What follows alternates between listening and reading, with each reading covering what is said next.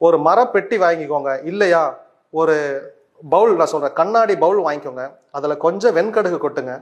அதுக்குள்ள ஒரு கற்பூரம், பச்சை கற்பூரம், ஒரு ஏலக்காய், ஒரு கிராம்பு, இதை வச்சு இதுக்குள்ள அந்த பணத்தை வைங்க. முடிஞ்சா ஒரு சின்ன கண்ணாடி வாங்கி ஒரு மிரர் அதுக்குள்ள வைங்க. வச்சிங்க அப்படின்னா லக்ஷ்மி கடாட்சம் இப்ப அதுக்குள்ள வரும். அந்த பணம் பல மடங்காக உங்களுக்கு பெருகும். பணத்தை நீங்க ஃபர்ஸ்ட் ப்ரொடெக்ட் பண்ணணும். பணத்திற்கு மரியாதை கொடுக்கணும்.